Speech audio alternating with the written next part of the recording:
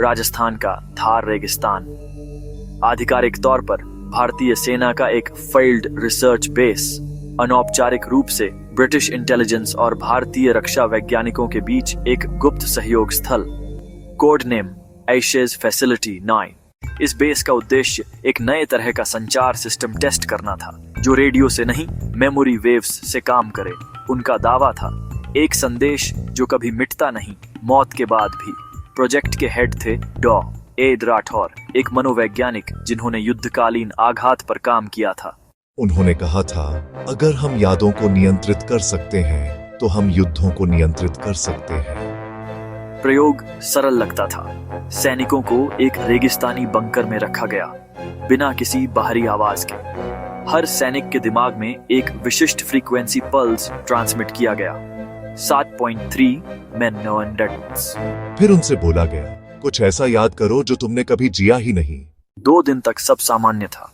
फिर एक सैनिक, प्राइवेट सिंह, ने अपनी डायरी में लिखा, मैं थार में नहीं हूँ, मैं एक पनडुब्बी में हूँ।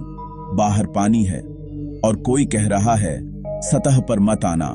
दूसरे सैनिक ने लिखा, एक तस्वीर चमकी और मैंने एक सैनिक देखा जिसका नाम टैग था ए मेहता। डॉ. राठौर ने तुरंत प्रयोग रद्द कर दिया, लेकिन तब तक बहुत देर हो चुकी थी। उनके ईजी मॉनिटरों ने रिकॉर्ड किया। सैनिकों के ब्रेन वेव्स सिंक्रोनाइज हो गए थे। सब एक ही सिग्नल उत्पन्न कर रहे थे, एक साझा फ्रीक्वेंसी, एक सामूहिक स्मृति। एक दिन रात में पूरे बेस का रेडियो सिस्टम एक साथ सक्रिय हो गया।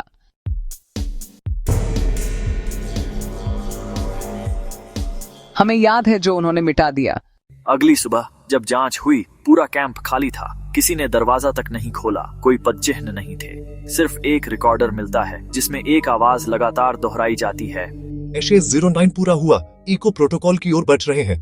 आज भी थार रेगिस्तान के बीच एक प्रतिबंधित क्षेत्र है जहां इलेक्ट्रॉनिक उपकरण अचानक खराब हो जाते हैं और रेडियो पर 7.3 मेगाहर्ट्ज पर स्टैटिक आता है। स्थानीय लोग कहते हैं जब हवा तेज चलती है, रेत के नीचे से आवाज आती है, हम अभी भी अंदर हैं। और कुछ पुरातत्वविद दावा करते हैं कि उन्हें वहां एक धातु की प्लेट मिलती है जिस पर लिखा है प्रोजेक्ट एशेज, मेमोरी सिंक सफल।